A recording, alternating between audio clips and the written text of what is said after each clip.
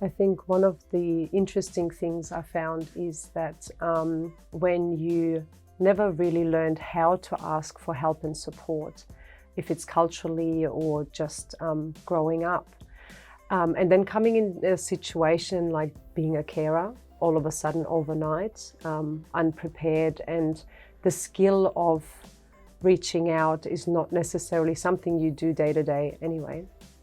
It is then very hard to do so. So first of all, I think it's really important that you know and also recognize that that might be bigger than you. This might be a task which you are, of course, unprepared, but you don't also have the skills or the knowledge to navigate it. This is new. You know, what you usually apply to your day-to-day survival might be very different in this situation. So it is, yes, important that you know that there is support out there, but again, it comes back to you need to be able to communicate your needs. You might put up an emotional front, and again, back to that you apply the skills you have learned to this situation might be not the right way to deal with it, because the more you put up an emotional front and the more you try to push through this and be strong for the person you're caring for and for yourself, the bigger it will take a toll on you in the long run. You might not immediately feel it because it's very emotional. You also run on adrenaline and fear and hope and all of these feelings. And it's so important to find, again, a safe space and people who can validate what you're feeling and are able to have patience. There will be some people that don't.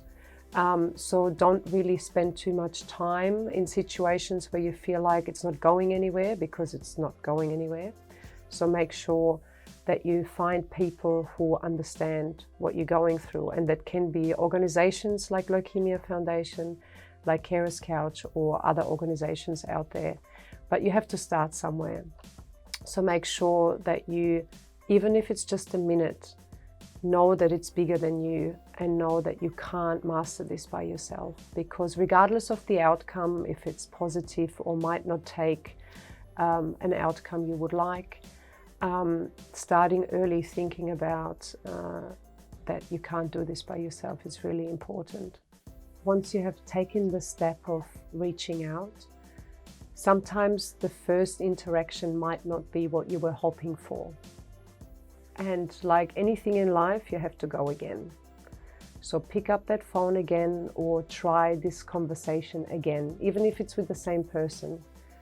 It needs to be practice. And once you kind of got a hang of it, what might be the next step are, then reach out again. I think you should never stop looking for support around you. If it's professional support through an organization like Leukaemia Foundation, or if it's support through somebody you either recently met and feel comfortable with, or an employer, or whoever it is.